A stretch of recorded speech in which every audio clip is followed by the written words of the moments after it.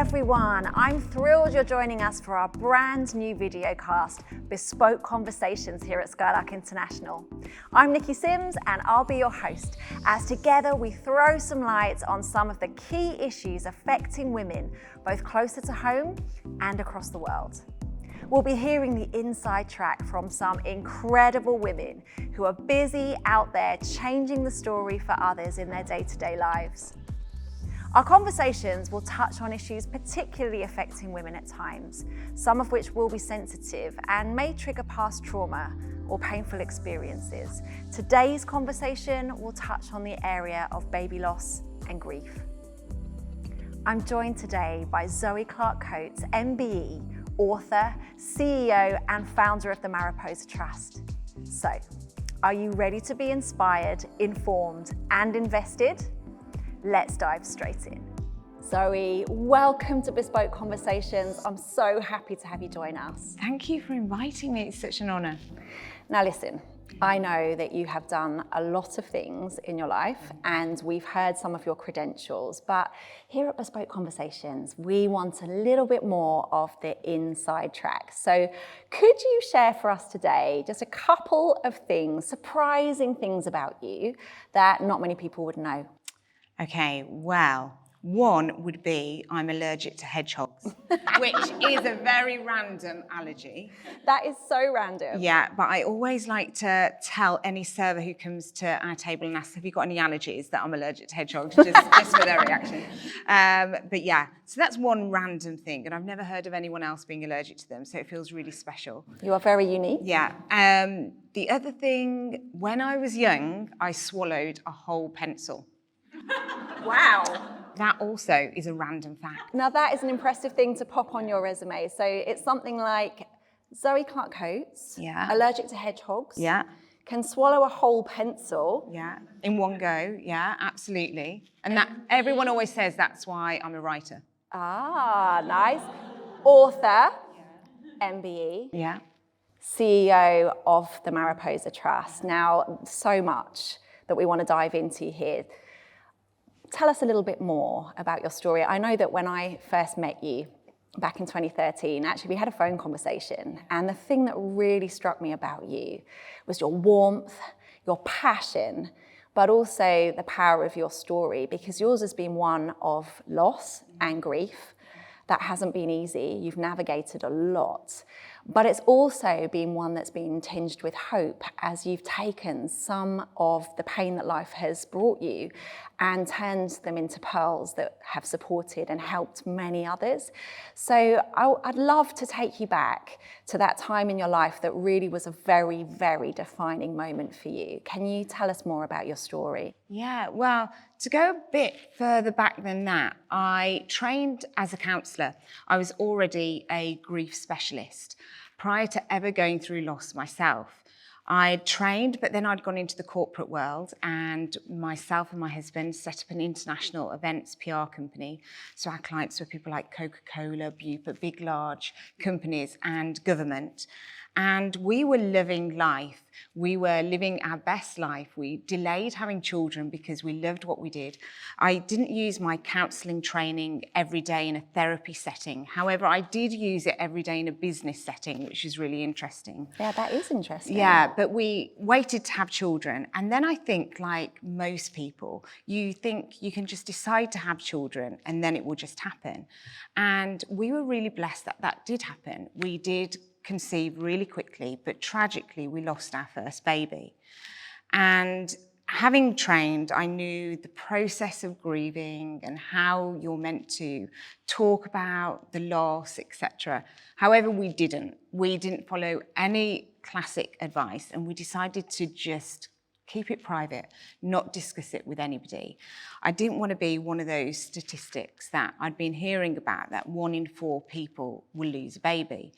And it just felt too harsh a reality, I guess. We decided to try again, and were really blessed to get pregnant a second time. And this time it just felt different. And we'd gone for a scan and we'd seen our baby was happy and growing and everything was great. And during the pregnancy, on one day, things just felt different. I started to spot bleed, and we managed to get a scan really quickly. And that scan reassured us that everything was great and fine, which was wonderful. However, within 24 hours, things had taken a turn, and I just really felt that the baby had died. And we went to the hospital, were met with really bad care, little concern. And that really shocked us. And we were actually asked whether we were so upset because we'd paid for the baby, whether was it because we'd had IVF, Wow. which was really shocking and actually really robbed us of that permission to be grieving and to feeling what we were. But we were told that everything looked fine, to go away. They couldn't rescan. I'd had a scan only a day before, 2 days before. And so they told me nothing will have changed much. Tragically, it had. 24 hours later, we had a private scan, or 48 hours maybe after. And in that scan, we were told our daughter had died. And it was just heartbreaking. Our world felt like it had literally changed overnight. And we went on to deliver her naturally. Say we, because it's not just the woman that goes through this. This is something you go through as a couple. Absolutely. And we delivered our daughter straight into heaven. And I didn't think I'd ever recover, actually. But I did. We decided to try again and tragically lost our third child. And it was after that that I really didn't know if we could continue on trying. I felt like maybe we were done. Maybe our path wasn't to raise an earthly child. And I think that's where faith did help us, because we really believed that one day we'd be reconnected with those children. And maybe we should stop trying on earth to grow our family. But I like to think God had different plans, because we decided to not try again, and then we found out we were expecting. And that was the first baby we got to bring home from the hospital. That's our miracle daughter, Esme. And we thought we would only have one child. We thought we'd stop there, but we didn't. We decided to try again and thought, I guess like most people, if you've had a child that's been born healthy after going through loss, you feel like whatever's wrong has been somewhat fixed. So we really believed our dealings with loss were behind us, decided to try again, and we were going for regular scans and everything was beautiful. We were watching our little boy grow on the screen, and on one day we went for a scan and our daughter Esme came with us, and tragically our consultant's face just fell, and he said, I don't even know how to tell you, but his heart stopped beating. And yet again, we were faced with that trap door opening and the world just crumbling before our eyes. But this time we'd got our daughter with us watching our face. And so I asked to leave the room, and I remember going into the restrooms and just screaming and just falling down the walls crying and thinking, how are we going through this yet again? We decided to go the surgical route for the first time, and we had him delivered in theatre. And a while after, we decided to try again, and we decided to tell the whole family we were expecting again on Christmas Eve, at our Christmas Eve party we have every year. And we just told everyone we were expecting, and the whole family were like, oh my goodness, this is the best news. 5 minutes later, no joke, I went upstairs and started bleeding. No. And we were told that we'd gone through loss yet again. And that whole Christmas we were grieving. But come January, I was just getting sicker and sicker, and I knew something was wrong. So we decided to go for a consultant's appointment, at which point he said, I'm just going to scan you just to see what's going on. And we found out they were wrong. I'd never lost the baby. And we quickly found out we were expecting twins. And so we went from not having a child growing within to expecting twins, which was such a blessing, such a shock, but such a blessing. Massive shock. Massive shock. Tragically, during that pregnancy, I got sicker and sicker, and one of the babies died. And I was left fighting for my life and the life of our daughter who was remaining, growing inside, but a miracle happened and I survived and our daughter survived. And we got to bring home our next miracle daughter, Bronte, from the hospital. So that's our story.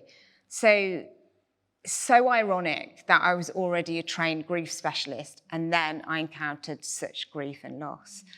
Yeah, it really is. And I think as I listen to your story, I firstly just want to pause and say thank you for your vulnerability, because one of my observations when it comes to this area is it still seems to be surrounded with a level of stigma and a level of silence. And so for you to be courageous enough to keep telling your story, break something open for many other women, and not just women, as you've rightly pointed out.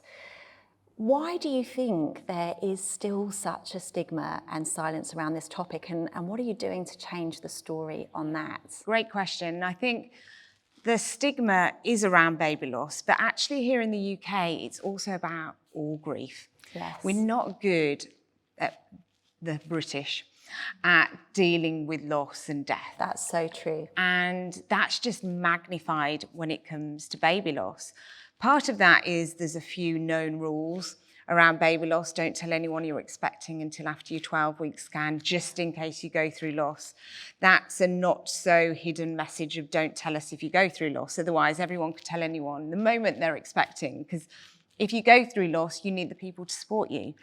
And it's really hard to tell people you've been expecting but gone through loss if they didn't know. So part of it is the 12-week rule. But also I just think because we're bad at talking about loss and grief, and because this is sadly so common, people are almost scared about talking about it. If I talk about it, does that mean I might experience it? It's uncomfortable. It's hard to know what to say, what not to say. And that magnifies the taboo nature of talking about loss. We always fear we're going to make it worse for somebody. So I think for all of those reasons, it's become something that we're encouraged not to talk about and to keep private. And that's part of what I feel my job is, our job as an organisation is, as the Mariposa Trust, which most people know by our primary support division saying goodbye. And that's our job, to start this conversation and to say it's okay to talk about it, but also not to do that in a forceful way, that if you've gone through loss, start talking. You know, that's not helpful Some either. people don't need that. They need that space to grieve privately. But for others, they need that gentle encouragement and acknowledgement that it's okay to talk, and that by sharing their story, they're very likely to help other people.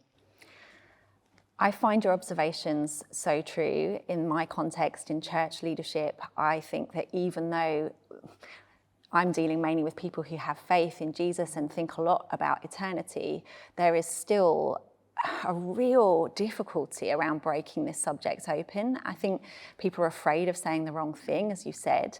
Now, just thinking about grief more widely as you've broadened it out, how as you've supported people going through that journey and having navigated it yourself, what insights could you offer us today that might be helpful? In terms of how to support or how to grieve well? I think a bit of both, actually. Okay. I think in terms of how to grieve well, it's about being brave enough to submit to the pain. I think we're wired to want to run from things that hurt. Absolutely. And actually, when we're grieving, you need to press in. And I think in terms of how to support well, it's encouraging people to do that. So it's changing the dialogue. Instead of saying, wow, you look like you're doing so well. Look at you today. You're showing up, you're laughing, which actually, to somebody who's grieving, that's like a punch to the stomach. That's like saying you don't love them enough. You're not showing enough emotion, so maybe you don't care for them enough. And so actually we're robbing people of the permission of just showing up in whatever way that feels comfortable to them. grief is such a roller coaster. Really is. And we have been taught so many wrong misconceptions around grief, that there's this neat stepping stone process. And even the people that formulated that many years ago have since gone on to say, okay, this is wrong. This isn't how it works. Because we have been led to believe there's neat stepping stones, we, as grievers, feel like we're grieving wrong, or hang on, I'm meant to be over this by now. I'm meant to be on to the next stage. And as people who support those who are grieving, we're often like, oh, do you think that they need some encouragement to do something different here? Are they stuck? I mean, I can't tell you how many family members come to me each week saying, I'm really worried about my family member. They're just crying all the time. I don't feel they're doing enough work on that, and they're shutting themselves away. Is that okay? I'm like, whatever they want to do is okay. And we need to be telling the people who are grieving that, and really encouraging them in that whatever they do and whatever they feel is right for them is okay. I just want to pick up on that because that's so helpful. But for those who haven't experienced grief and loss, I know it's something that we will all experience at one time in our life or another, but there's that sense for me that you don't know till you know. So true. And so for anybody for whom that might be relevant today, could you just say what are helpful things for them to say to be able to support somebody who's grieving? Yeah, avoid all cliches. First one, never, well, at least. That's really common in grief. At least you've managed to get pregnant. Wow, I couldn't stay pregnant. So you've always got this comeback. At least they lived to a good old age. Wow, they've been robbed of life when they still had so much to give. A grieving person will always have something that they can say back. So we need to cut away all cliches, all at leasts, all minimizing. And don't say you know what it's like if you don't know what it's like. And even if you've walked a similar path, their path's going to be different because your whole life story plays a part in your grieving journey. So even if I'm sitting with somebody holding the hand of someone who's just lost a child, their story is so different to my story. So I would never say, I know exactly what you're going through right now.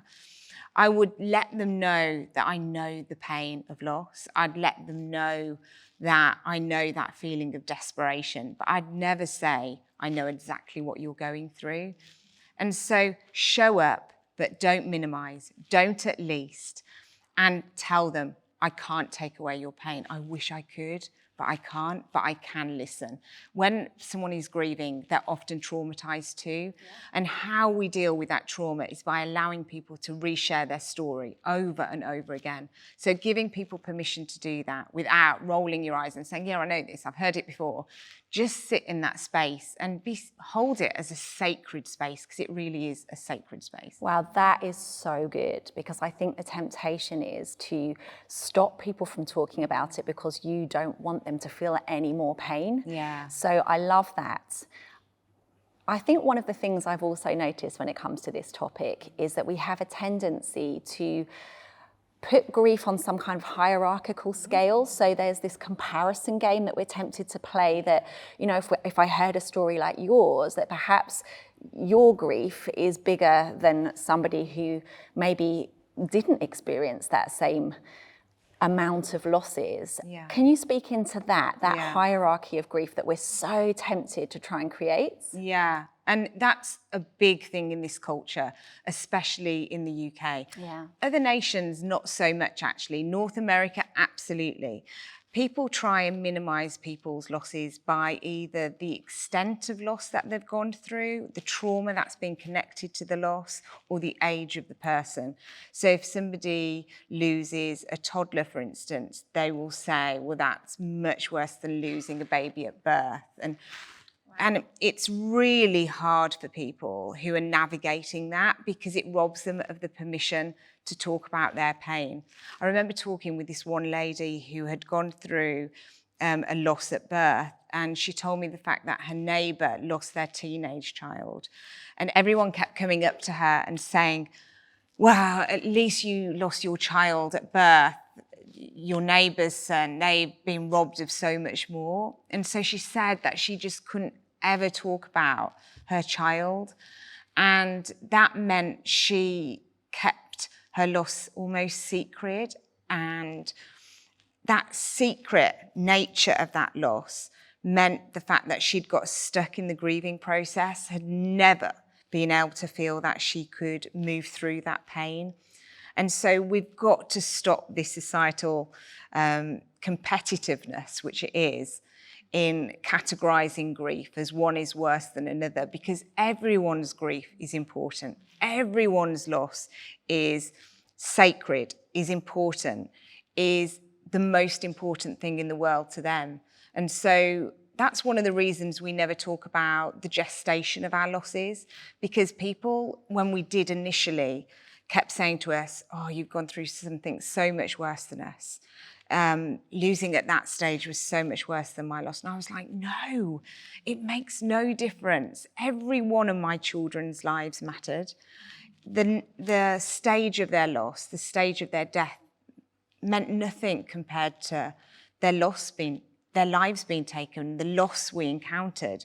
And so we stopped saying about it and said all of our losses are equally as important, because everyone's loss is valid and important. And so, yeah, we need to stop saying our losses are less important than others, because we're buying into that story. Absolutely. And that is such a helpful insight that for those of us who want to support people going through grief can hang on to and remember.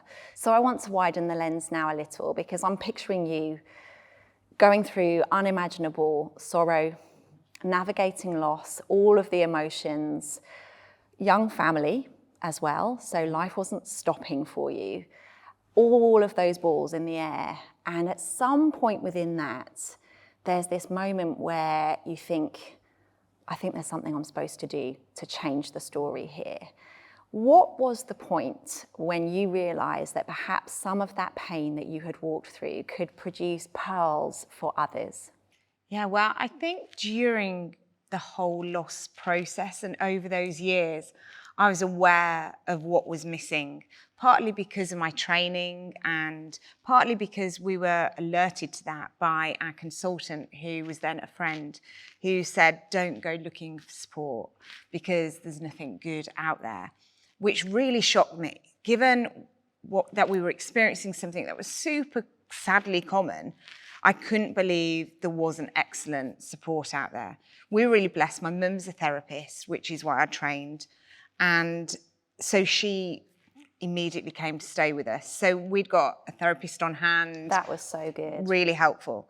And we were aware that that was a really unique position. Not only was I trained, my mum was able to sit even through the night talking with us through those heartbreaking hours where you're just feeling like you're broken forever.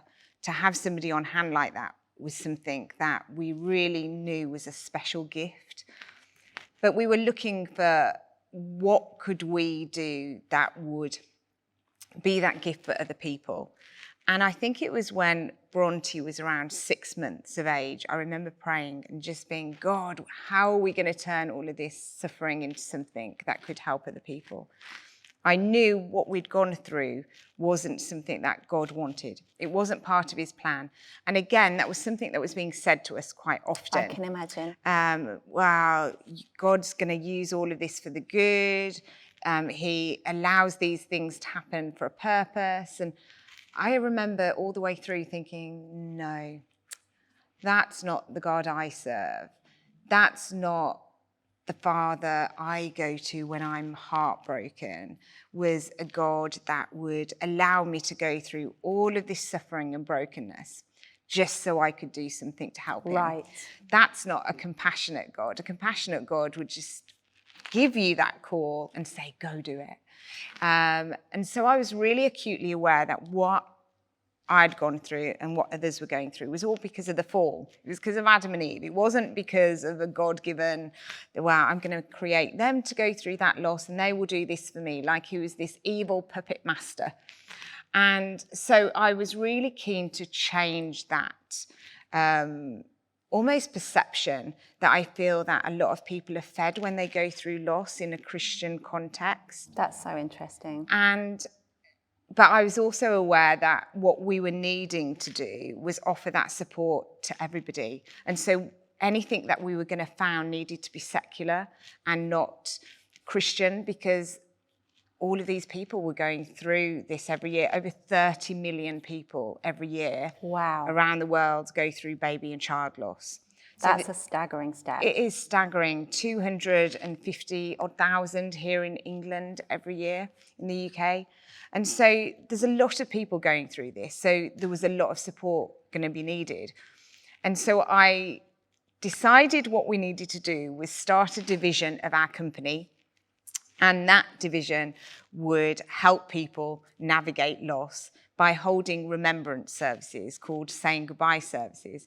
So I spoke to my husband, who's my soulmate, best friend, who instantly gets on board with anything that I pitch. Thank the Lord for giving me a husband who equally just goes, yes. He is a good man. He's a good man. And he was just like, absolutely, let's do it. So we launched this not-for-profit division of the company. The family thought we were crazy, not going to lie, because we'd waited to have children until we were really financially secure. And then we were pitching something here that meant all of our company's money and finances would need to be thrown in to make this thing. And so it felt really irrational that we had waited and then we were practically going to give all our money away. So yeah, it's a bit counterintuitive. It really is, and didn't make sense on paper. But thankfully, the family went, it's crazy, but we'll support you. Yeah. And we launched what was known as Saying Goodbye as part of our company. What we didn't know is it would literally explode overnight. And it became one of the leading charitable organisations in Britain, practically within weeks. And nothing could have prepared us for that. And quickly we had to make a decision whether our company was going to let that go, what we'd bought and founded out of all of this pain, or was it going to just be passed on to somebody else to run, which we knew we couldn't do, that this was something we had birthed and journeyed. And what was really needed was an organisation like this being run by people who got it, who knew it. Absolutely. Because you can't really know what it's like unless you've been through it. That was really important. So we decided to let go of all of our corporate clients, and the company would just serve the charity so the charity could do what it needed to do, which was hold remembrance services around the world and give people the opportunity to come together and say, my babies matter, and to give them an opportunity to grieve alongside people who get it, who have understood it. So within a matter of weeks, it had grown, as I said, and within months, our website was having over 650,000 hits a month. That's mind-blowing. Yeah, and we realised that this was not something that was just needed, it was something that was being cried out for globally, that people needed to hear from other people as well as from their families that their babies mattered. And so it quickly became a standalone charity called the Mariposa Trust, and Saying Goodbye just became one of its primary support divisions. And it exploded even more, I think it's fair to say.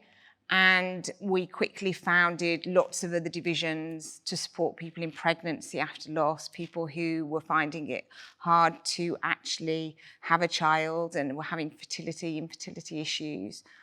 And it became the organisation that it is today, which is, it operates globally. We support over 50,000 people a week. That's incredible. Through loss. And yeah, with the organisation there for anybody, those of faith or no faith.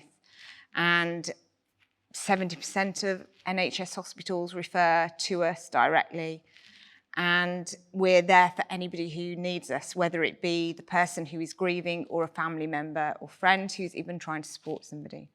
That is absolutely amazing, absolutely amazing. And I've been to some of those Saying Goodbye services and been really taken with the way that you leave space and give every life dignity. It's beautiful, it's a beautiful thing to be a part of. One of the things that has been like a thread woven through everything that you've said is your faith. Mm-hmm. And I think sometimes it's hard to reconcile the idea of faith with suffering. It's one of those age-old things. And actually, for people who don't have faith, one of the questions I get asked most is, how on earth can you reconcile this concept of a loving God with the fact that good people everywhere go through such hard things? How have you managed to allow that whole thing of your faith in Jesus and what you've walked through to sit together? Yeah, that's hard, isn't it? I think it's hard because there's such a tension of wanting to honour your faith and that God helped get you through the loss or losses that you've gone through, but also the fact that this isn't something that God wanted ultimately for you to go through, but you still are. And wrestling with the fact that God could have prevented the loss. And I don't have all the answers, and I'm certainly not going to sit here and pretend I do. And I think I'm going to be one of the first in the queue in heaven asking, well, why did this happen? And why couldn't this have happened instead? But what I do know is that all suffering isn't part of God's plan. But he does promise to use all pain for good if we want to. And again, I think that's really important for people to hear, because I was kind of led to believe that it was just something we're automatically instructed by God. Use it for good, use it for good. But actually, I don't believe we serve a God like that. I believe it's an offer. The fact that some of the greatest things we are able to achieve and do come out of our deepest wounds. And that's a choice, because he's a compassionate God and he's not going to make us do that. For some, that's going to be too traumatizing and too painful. But for others, it's going to empower them and help them move forward with a passion and a conviction that they would have never had. I'd got all those training blocks in place. I'd got the skills to help people. But my personal experience gave me way more than all of those years of therapy training could ever have done. Walking in that valley and that place of suffering taught me so much more. And so with those things, the training and the personal experience, I know I'm best placed to help people through it. And I think that's where my faith really came in, that trust in God, that he would be with me in my greatest pain. He wouldn't prevent it, but he would walk with me in it. And I love that promise because he walks with us through everything that we go through in life. We can be assured of that. Yeah.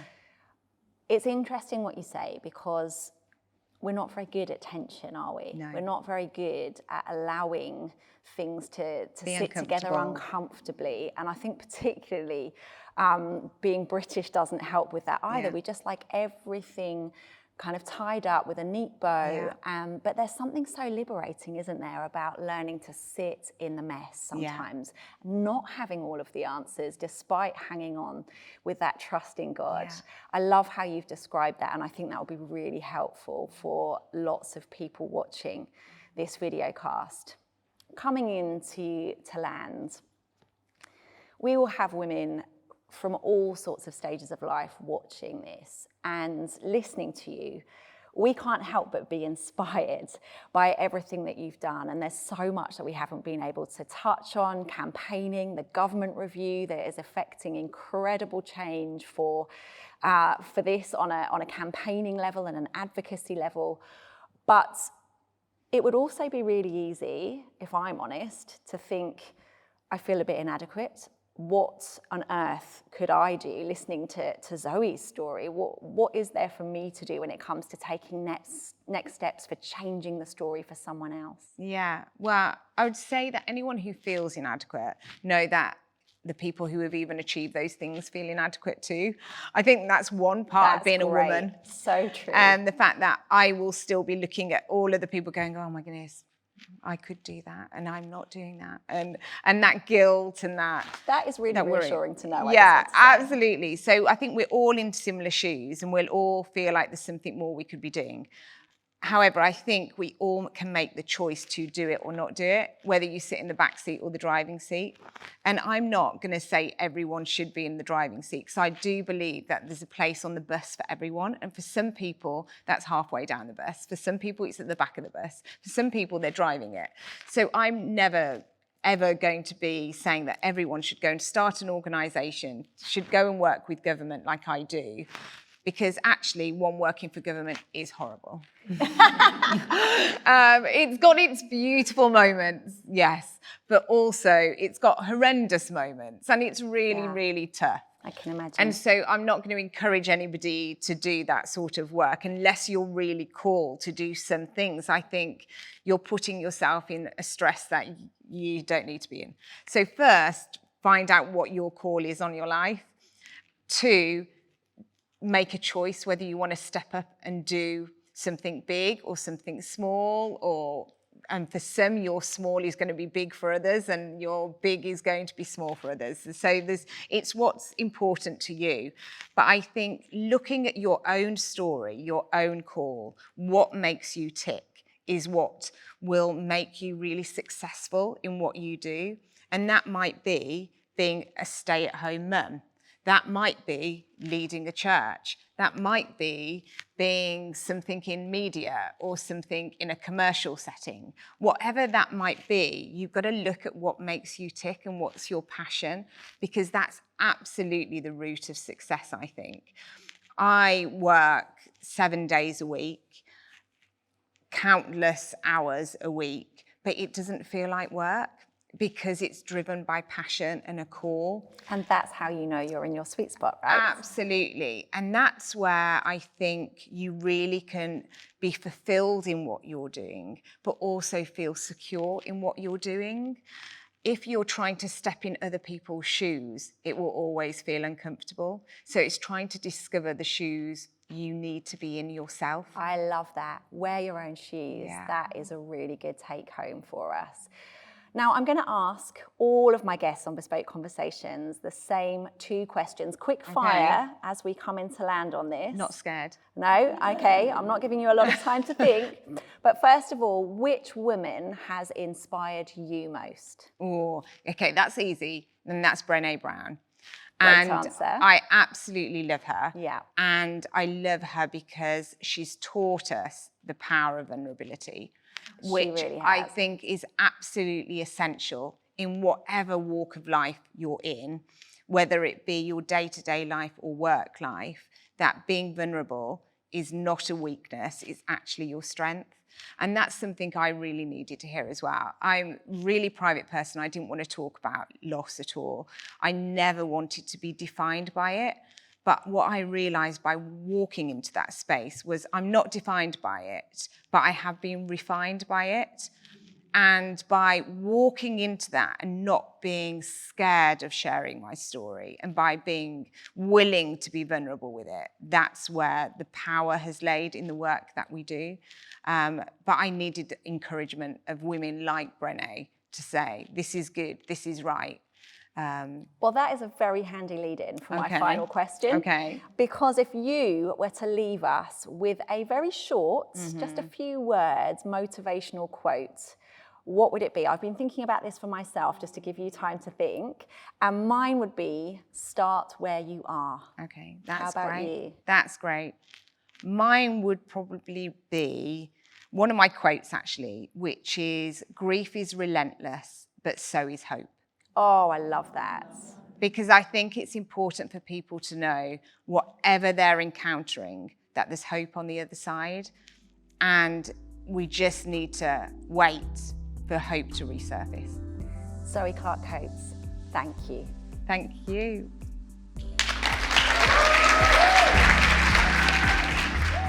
This has been episode 1 of Bespoke Conversations. Thanks again to the wonderful Zoe Clark-Coates. It's been a joy to speak with you. If you'd like support and to find out more about the work of Mariposa Trust, head to mariposatrust.org. You can get hold of Zoe's books on Amazon. To catch future episodes, head over to bespokeconversations.co.uk.